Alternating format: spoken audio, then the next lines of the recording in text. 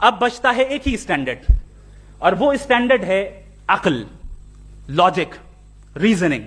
اور یہی وہ اسٹینڈرڈ ہے جس کے تحت گاڈ کی ایگزسٹنس کو ثابت کیا جائے گا یا گاڈ کی ایگزسٹنس کو ڈینائی کیا جائے گا.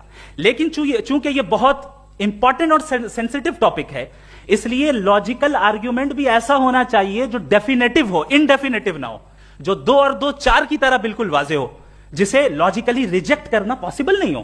فار ایگزامپل ہم کہیں ہمارے ریسپیکٹڈ مسٹر سوربھ صاحب یہ ایک انسان ہے اور تمام انسان کانشیس بینگ ہے، لہذا نتیجہ کیا نکلا؟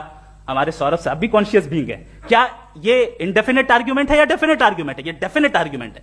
یہ 2 اور 2 کی طرح واضح ہے، اس میں کسی طرح جو ہے لاجیکلی اس کو ریجیکٹ نہیں کیا جا سکتا. تو اگر آج ہمارے جاوید اختر صاحب ایسی کوئی عقلی دلیل اور لاجیکل ایویڈنس دیں خدا کے نہ ہونے پر جو ڈیفینٹ بھی ہو، تو میں یہ اعلان کرتا ہوں کہ یقیناً میں اس ایویڈنس کو قبول کروں گا اور اس پر غور کروں گا.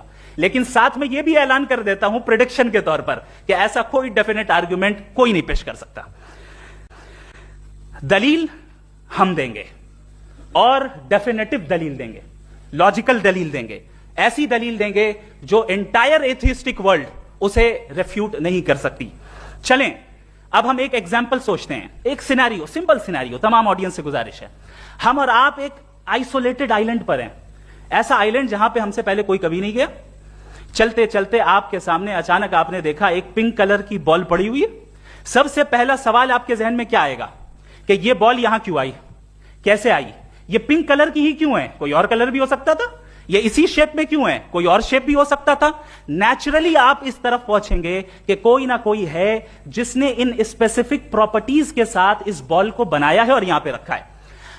چونکہ آپ جانتے ہیں کہ یہ جو بال ہے اس کا ایگزسٹ کرنا ضروری نہیں ہے.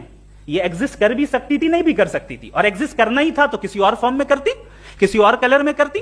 اب آپ اس بال کو ایکسپینڈ کرتے چلے جائیں، ایکسپینڈ کرتے چلے جائیں، ایکسپینڈ کرتے چلے جائیں، یہاں تک کہ یہ بال یونیورس کے سائز کی ہو جائے. بتائیے کہ کیا سائز کے بڑھ جانے سے سوال بدل جائے گا؟ ہرگز نہیں بدلے گا. ابھی بھی سوال رہے گا یہ یونیورس کہاں سے آیا، ان اسپیسیفک پراپرٹیز کے ساتھ کہاں سے آیا، کیوں آیا، کس نے بنایا. یہ سوال اس وقت بھی ویلڈ رہے گا.